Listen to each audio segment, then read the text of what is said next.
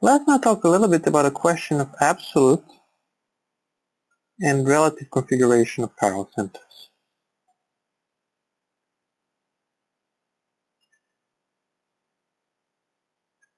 I mentioned, although just in passing, when talking about chiral compounds, that our RS notation that we often use is an example of an absolute configuration. So when we say that this molecule is R2-butanol, which is evident by the arrangement of its substituents, we call this the absolute configuration of this stereocenter. Now the word absolute is a little bit of a strong term, but in this case it is justified because this is not just a claim that this molecule looks this way. We can actually look at the molecule using X-ray crystallography, which is a technique which allows us to look at individual positions of atoms in a molecule with very high precision. And using that technique, we can see exactly where which atom is. And in that way, we can support our claim that the groups are really arranged in space this way. And this is the so-called absolute configuration because it can be directly correlated with measurable experimental data. The problem, the historic problem with this is that X-ray crystallography wasn't around always. So it's a technique that was started only in the 50s. And before 1950s, scientists did not have X-ray crystallography available to them. And so what they would do is correlate configurations of known compounds to those of the unknown compounds and establish the so-called relative configuration.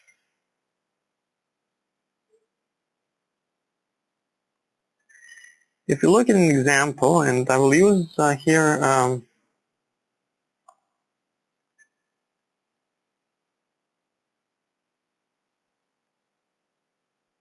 reaction which was which we have not covered yet, but if we treat this alcohol with a molecule known as PBr3, we will convert this OH group into a Br substitution, and everything else will remain the same. And now, since this reaction does not operate on our only stereocenter, this molecule operates on a position which is far away from it, it obviously does not affect the stereochemistry at all. Okay? And then we can claim that these two molecules have the same relative configuration.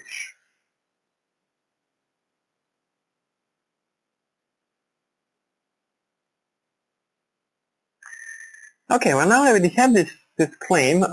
This is fine, and we could correlate molecules this way. But the problem with this comes, if you think about it, comes down to the question of standards, right? Because if we have a molecule F, we can correlate it to molecule E. If we have molecule E, we can correlate it to molecule D, and correlate that to molecule C, and then to D, and then to an A.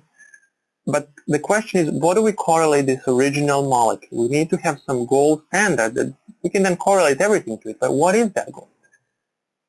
And the problem in the pre-1950s chemistry was that there was no gold standard. The direct positions of atoms could not be observed well. And so the chemists did the only thing that they could have done in that case, and then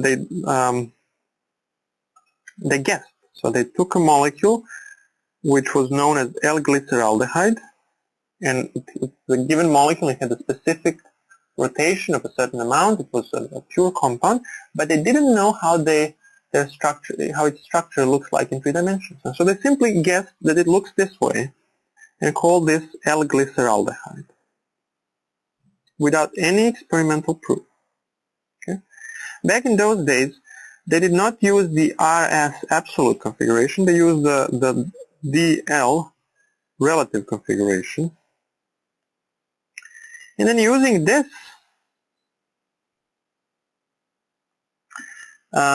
principle, they could then correlate everything else to this original molecule of glycerol. But the big test came in the, I guess, early 60s when X-ray crystallography came online, and they could actually check whether their original guess was correct. And fortunately for chemistry, it turned out that this 50-50 guess was exactly correct, and the structure of L-glyceraldehyde was confirmed to be what people guessed it to be.